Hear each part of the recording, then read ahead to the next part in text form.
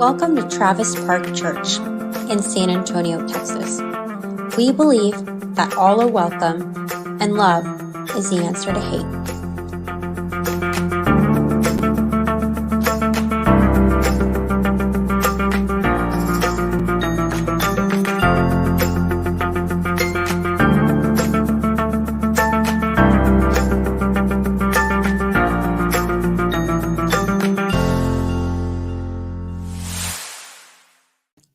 Good morning, Travis Park Church. I hope you're having a wonderful Sunday morning. We are here live with you this Sunday morning online. We just had a wonderful service in our sanctuary, and now we're with you online in this wonderful worship service. We're glad you're here wherever you might be, whether watching live or on video later. We're glad you're here. It's a special Sunday morning. The next two Sundays, we're celebrating the work of Corazon Ministries here in San Antonio. Travis Park Church helped found Corazon Ministries in 1999. And every summer we celebrate Corazon Sunday. And this summer we're celebrating 2 Sundays in a row where we're having people share about the work with stories of Jesus's parables and teachings. And we have a great friend with us today. Morgan Hanley, our director of our day center, is going to be bringing the word for us a little later. So sit back and relax, enjoy this time. And here's a little bit more about Corazon Ministries and a great video you can learn about the work that we do around our community.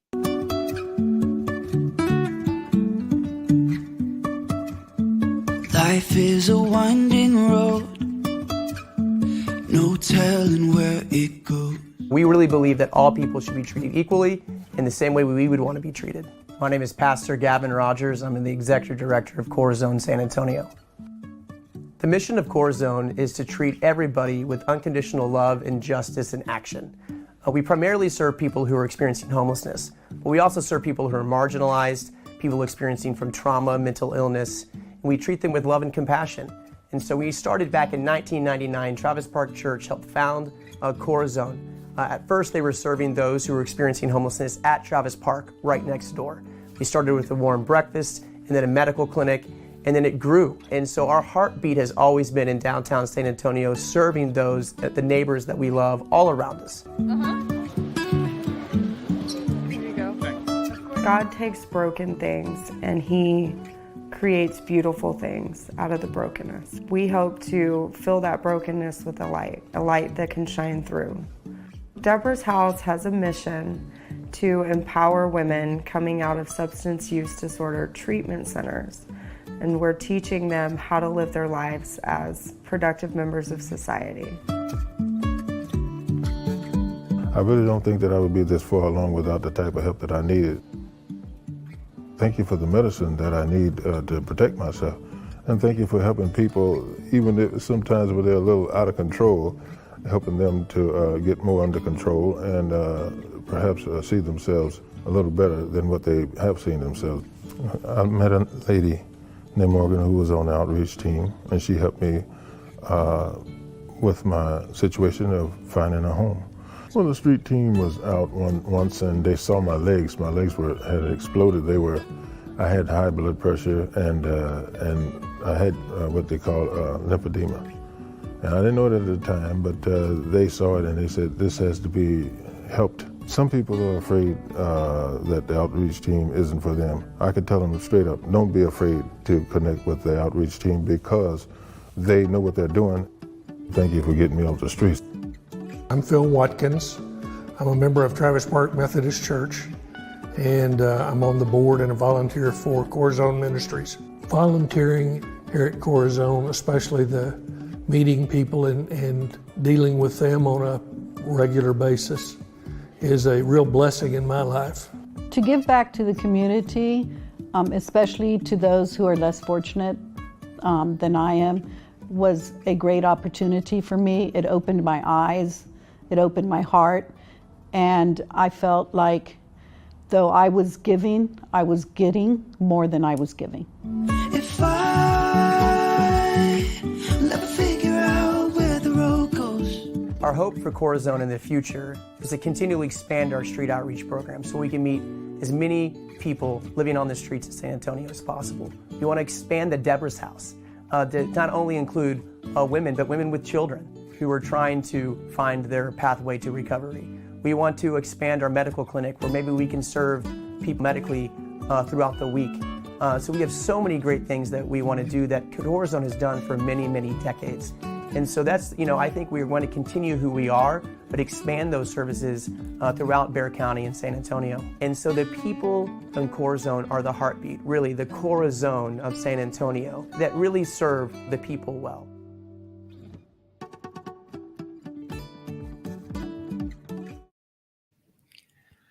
Again, welcome to Travis Park Church's online service. I'm Pastor Gavin Rogers, and you're welcome in this online space. We want this to be a place where all are welcome.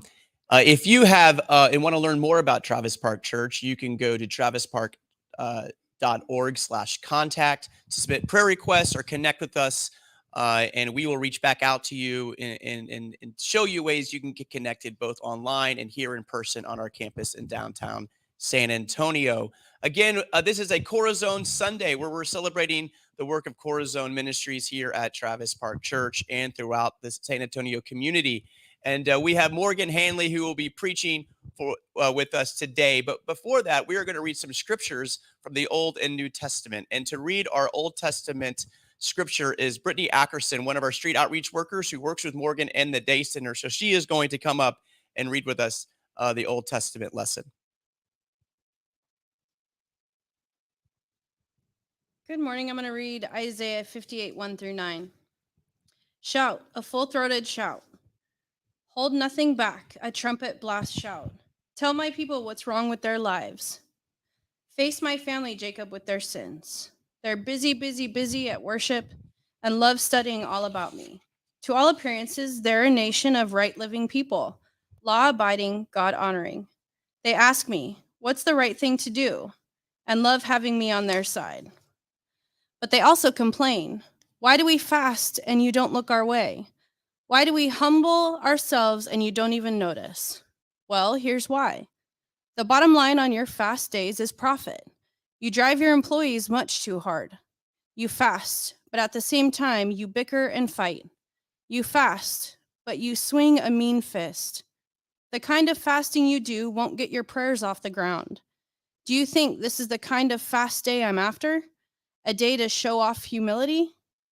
To put on a pious long face and parade around solemnly in black. Do you call that fasting? A fast day that I, God, would like? This is the kind of fast day I'm after. To break the chains of injustice. Get rid of exploitation in the workplace. Free the oppressed. Cancel debts.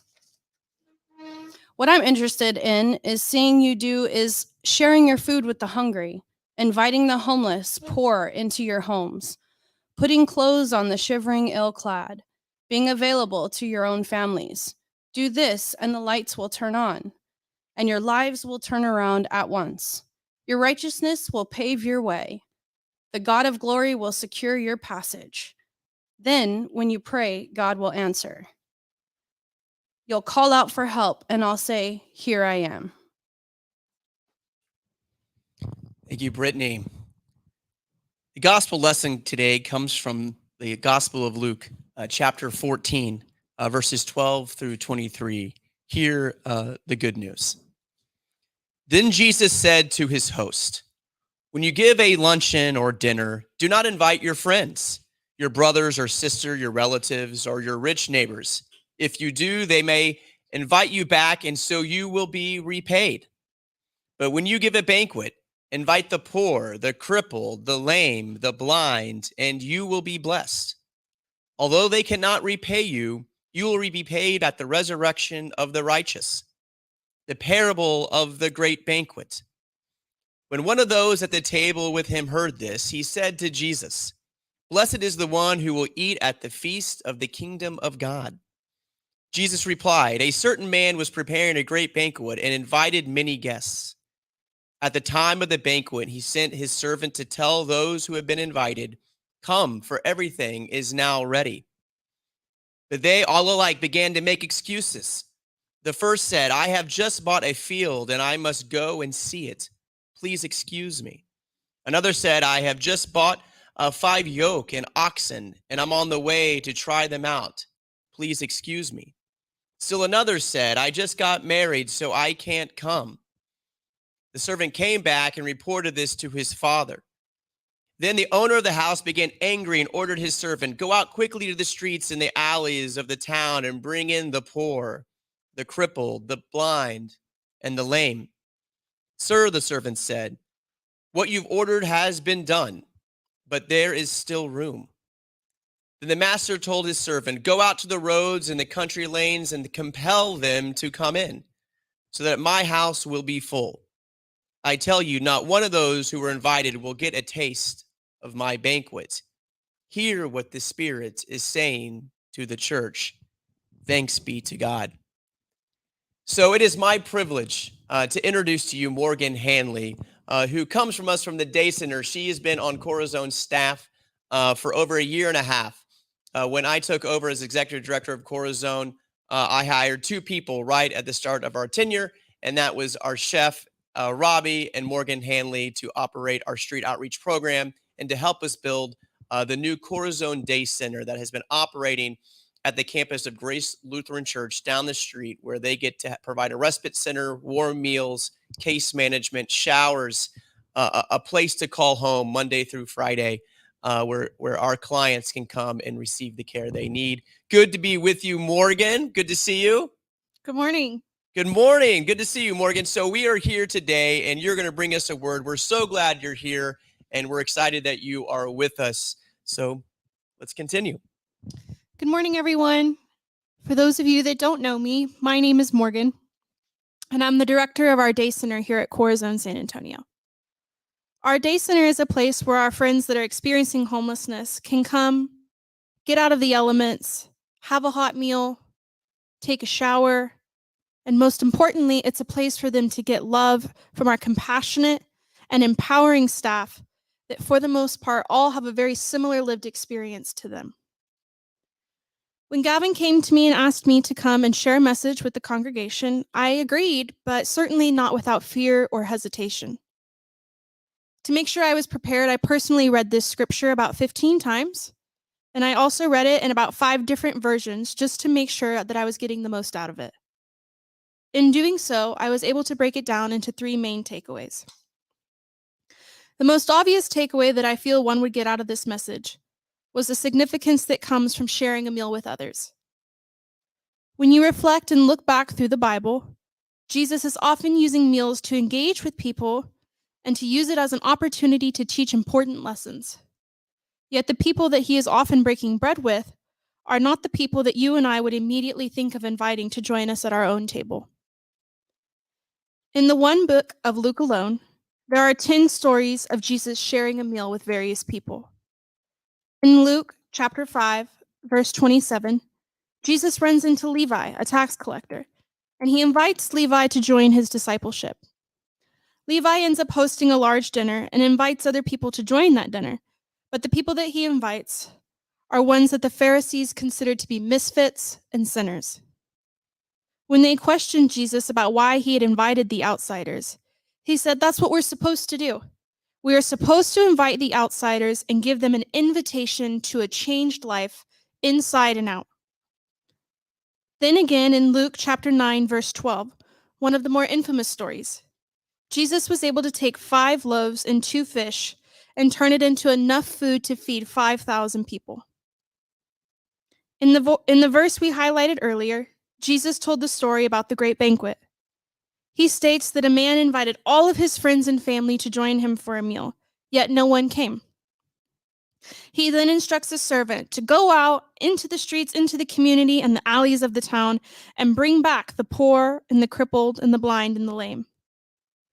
This story and so many others like it are told time and time again throughout the Bible. I think the repetition in this underlying message of these stories shows not only the significance, but also the simplicity of Jesus' love and how he showed his love to others. In Matthew 25, Jesus tells us that those who truly know him will serve others in very real ways, such as feeding the hungry and giving drink to the thirsty. Here at Corazon, that is exactly what I get to do every single day. If you come into the Day Center on a regular basis, you might see that I tend to wear t-shirts that have a positive message on it. I have one that says, "What would Jesus do? He would love first." I have one about kindness. I have one that says "Good news" with a cross on it, and so many more. Now, I ultimately wear them in hopes that it might light the flame of someone's faith that I come across while I'm at work. But the other day, when I reflected back, I realized that I'd been wearing these shirts for months, and no one had asked me about my faith. No one had even recognized my shirts for that matter. But the more I thought about it, and I thought back to the times that my clients had asked me questions about my faith, it wasn't because of my shirt, or because of the ring that I wear that has a cross on it, or my John 3:16 necklace that I wear, or because of my "What would Jesus do" bracelet that I wear every day. In the times that they asked me about my faith, it was usually right after I'd served them lunch. It was after I'd acknowledged them by name and touched them on their back, listened to their story, and held them as they cried and broke in my arms. That's when they would look at me and they would ask me, "Why do you do it? Why do you love me? Why do you do this work?" It's in those moments that I can look at them and tell them about my love for God and God's love for them. I'm able to tell them the story about when Jesus told his people, "Whatever you did for one of the least of these brothers and sisters of mine, you did for me." Catering to our clients' basic needs, such as food and water and shelter, allows me to minister in so much more than words. It allows for my love and my actions to lead to a deeper conversation, and if nothing else, it plants a seed and gives them just a glimpse of God's unconditional love. The second takeaway that I got from the passage that we read earlier was when Jesus said not to invite the people that you expect will repay you. He goes on to say that when you invite the poor and the crippled and the lame and the blind, that although they cannot repay you, you will be repaid at the resurrection of the righteous. Here, Jesus is reiterating once again the significance of his unconditional love for us. His love for us is the same way. He does not love us because of something that we've done. We don't ever have to earn God's love. It's eternal and without question. Think about the best gift that you ever gave to someone. That feeling that you got in your chest right before they opened it.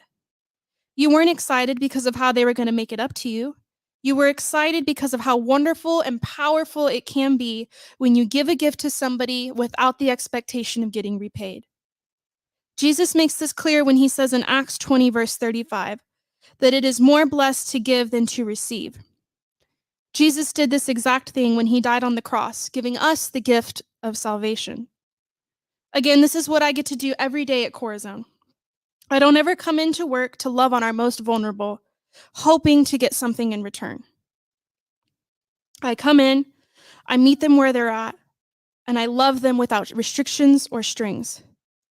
They can't do anything to earn my love, and they can't do anything to lose it either, and I remind them of this daily. We tell them that when they're ready, we will be here, and we will love them through it, through whatever they're going through in that moment. The verse goes on to say that we will be repaid at the resurrection of the righteous. This is hands down my favorite part of my job. I get to give them the opportunity at a second chance, and then I get to see God's work when he gives them that second chance and resurrects their life with a new purpose. At our day center, our goal from the first day that we opened a year ago has always been to get our homeless friends off the street and to encourage them to make a positive change in their life. Now, the work that we do is often very heavy. It can be dark, discouraging, disheartening, and certainly defeating at times. We take on people's pain and we try to carry the burden for them.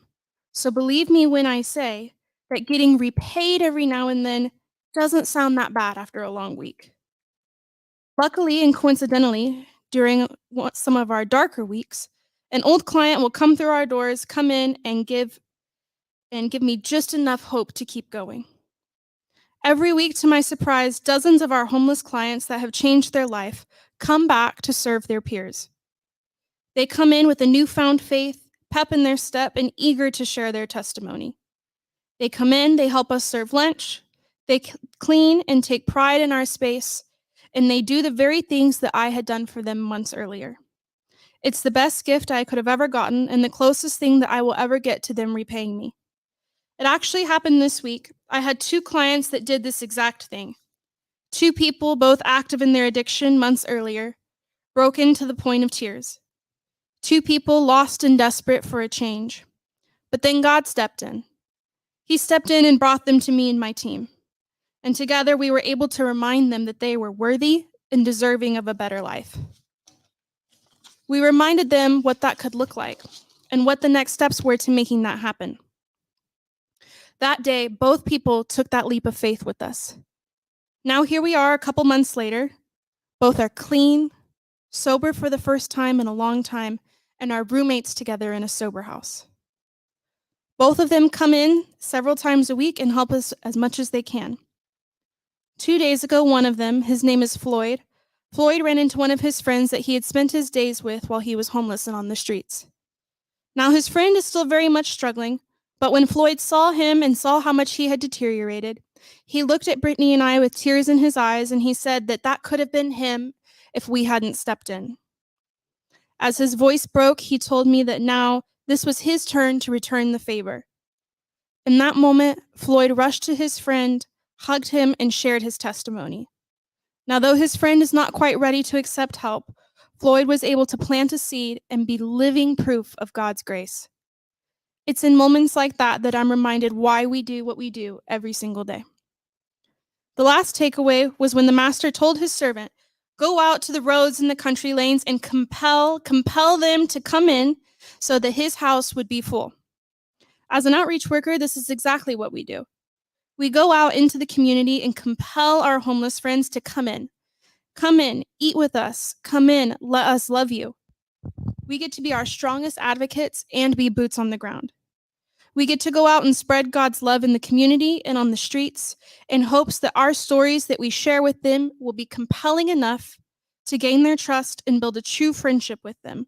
And I'm happy to say that we have compelled over 500 of our homeless friends to come to our day center, take that leap of faith, and to change their life for the better.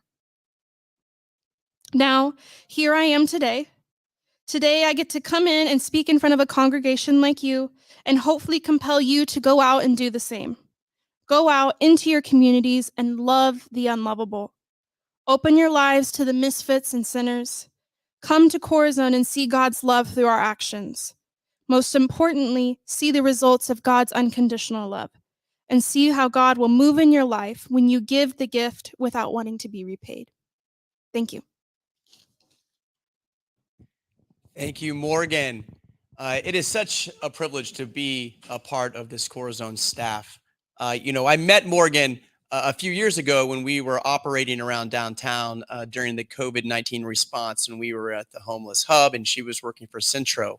And then a few months into that work, we had Snowvid. We had that great snowstorm in 2021 where we opened up our church as a place of refuge for people escaping the freezing temperatures. And we started a shelter with Morgan and Valerie at CAM and Centro people on the streets.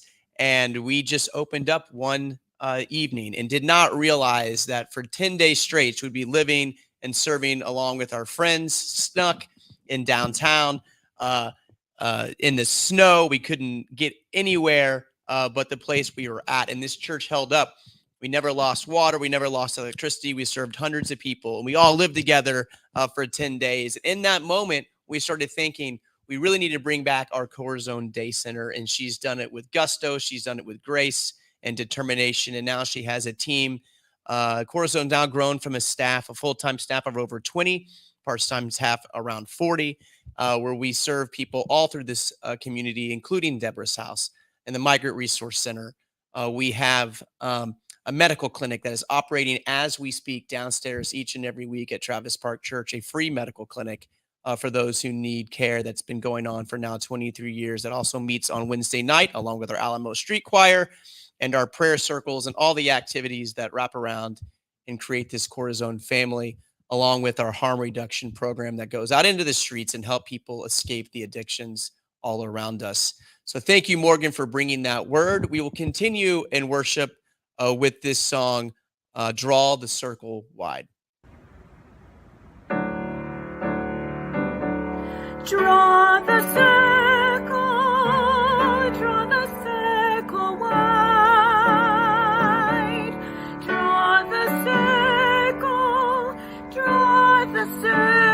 wide. No one stands alone, we'll stand side by side.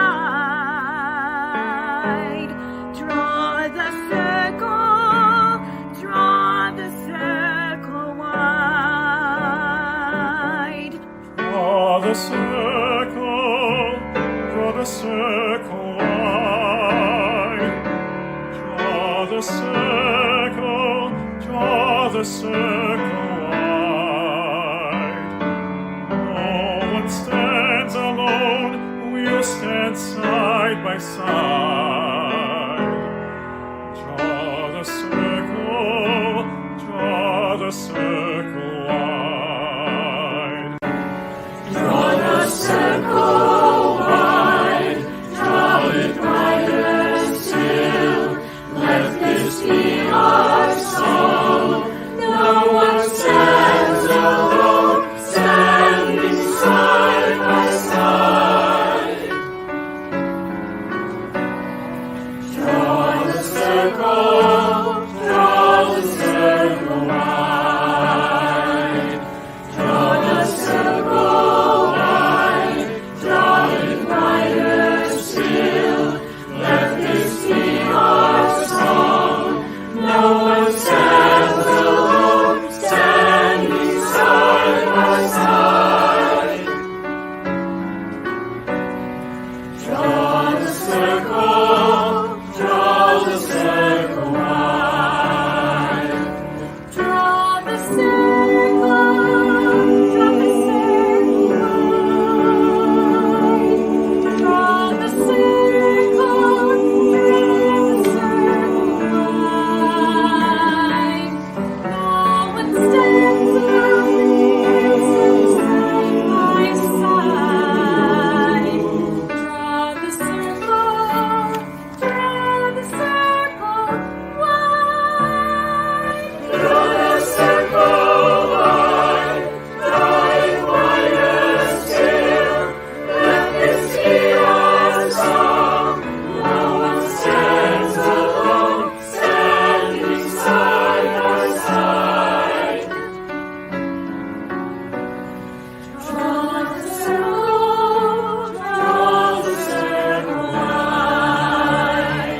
Draw the circle wide, draw it wider still. Let this be our song. No one stands alone, standing side by side. Draw the circle wide. Draw the circle wide, draw it wider still. Let this be our song.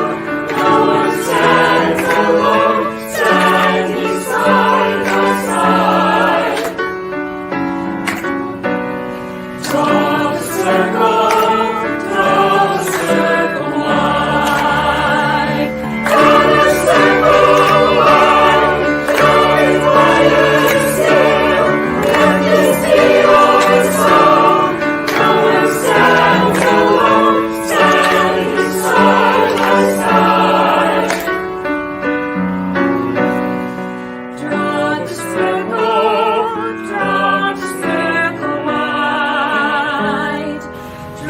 the circle wide.